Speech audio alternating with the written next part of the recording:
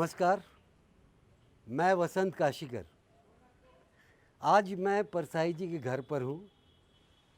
श्री हरिशंकर परसाई अपने आखिरी दिनों तक इसी घर में रहे। हम लोग यहाँ आते जाते थे। मैं एक रचना पाठ यहाँ से करना चाहूँगा। ये रचना परसाई जी ने मुझे सुनाई थी, चूहा और मैं। ये कहानी स्टीनबैग के लघु उपन्यास ऑफ मैन एंड माउस से अलग है, एकदम अलग। चाहता तो लेख का शीर्षक मैं और चूहा रख सकता था, पर मेरा अहंकार इस चूहे ने नीचे गिरा दिया। जो मैं नहीं कर सकता वह यह मेरे घर का चूहा कर बैठा। जो इस देश का सामान्य आदमी नहीं कर पाता वह इस चूहे ने मेरे साथ करके बता दिया, इसी घर में। जी, इस घर में एक मोटा चूहा है। जब छोटे भाई की पत्नी थी ना, तब घर में खाना बनता था। इस बीच पारिवारिक दुर्घटनाओं, बहनोई की मृत्यु इत्यादि के कारण हम लोग बाहर रहे। इस चूहे ने अपना यह अधिकार मान लिया था कि मुझे खाने को इसी घर में मिलेगा। ऐसा अधिकार आदमी भी अभी तक नहीं मान पाया, और चूहे ने मान लिया।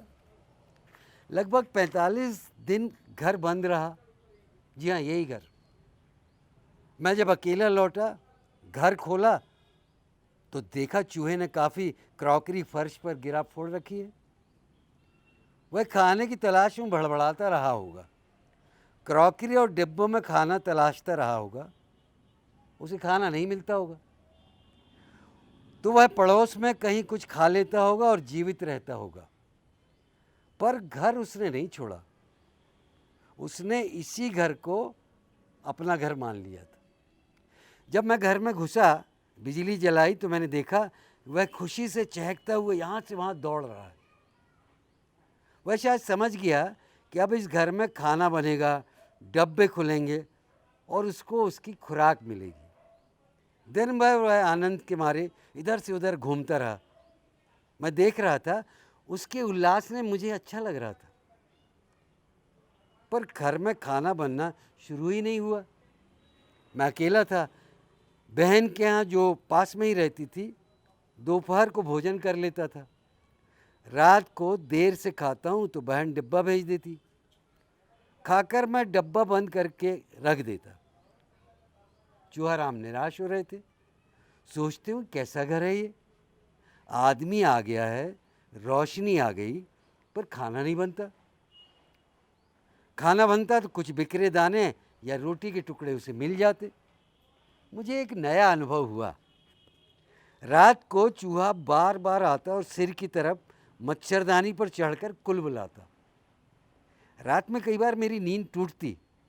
मैं उसे भगाता, पर थोड़ी देर बाद वह फिर आ जाता और मेरे सिर के पास हलचल करने लगता।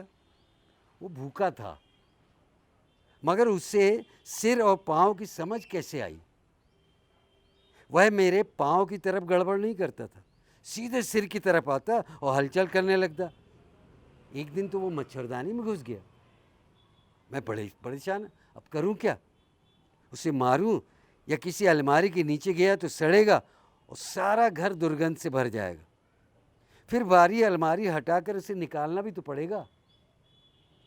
चूहा दिन भर भड़बड़ाता और रात को मुझे तंग करता। मुझे नींद आती, मगर चूहाराम फिर मेरे सिर के पास भड़बड़ाने लगा। आखिर एक दिन मुझे समझ में आया कि चूहे को खाना चाहिए।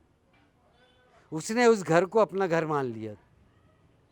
वह अपने अधिकारों के प्रति सचेत है और वह रात को मेरे सरहाने आकर शायद ये कहता, क्यों बे, तू आ गया? मेरा भी हक है, मैं भी घर का सदस्य हूँ। तू भरपेट खा रहा हो, मैं भूखा हूँ। मैं तेरी नींद हराम कर दूंगा। तब मैंने उसकी मांग पूरे करने की एक तरकीब निकाली। रात को मैंने भोजन का डिब्बा खोला तो पापड़ के कुछ टुकड़े यहाँ वहाँ डाल दिए। चूहा कहीं से निकला और एक टुकड़ा उठाकर अलमारी के नीचे बैठ गया, खाने लगा। भोजन पूरा करने के बाद मैंने रोटी के कुछ टुकड़े फर्श पर बिखरा दिए। सुबह देखा तो सब खा गया। एक दिन बहन ने चावल के पापड़ भेजे। मैंने 3-4 टुकड़े फर्श पर डाल दिए। चूहा आया, सूंघा और लौट गया। उसे चावल के पापड़ पसंद नहीं थे। मैं तो चूहे की पसंद से चमत्कृत हो गया। मैंने रोटी के कुछ टुकड़े डाल दिए। वह एक के बाद एक टुकड़ा लेकर जाने लगा। ये रोज़मर्रे का काम हो गया। मैं डिब्बा खोलता तो चूहा निकल कर देखने लगता। मैं 1-2 टुकड़े डाल देता, उठा कर ले जाता। पर इतने दिन से उसकी भूख शांत नहीं हुई थी। मैं भोजन करके रोटी के टुकड़े फर्श पर डाल देता। वह रात को उन्हें खा लेता और सो जाता। इधर मैं भी चैन की नींद सोता। चूहा मेरे सिर के पास गड़बड़ नहीं करता। फिर वह कहीं से अपने एक भाई को लेकर आ गया। कहा होगा, चल रे मेरे साथ उस घर में चल। मैंने उस रोटी वाले को तंग करके डरा के खाना निकलवा लिया है। चल दोनों खाएंगे। उसका बाप हमें खाने देगा, वरना हम उसकी नींद हराम कर देंगे। हमारा हक है। अब दोनों चूहाराम मज़े से खा रहे हैं। मगर मैं सोचता हूँ, आदमी क्या चूहे से भी बदतर हो गया है? चूहा तो अपनी रोटी के हक के लिए सिर पर चढ़ जाता है और मेरी नींद हराम कर देता है। इस देश का आदमी कब चूहे जैसा आचरण करेगा? नमस्कार।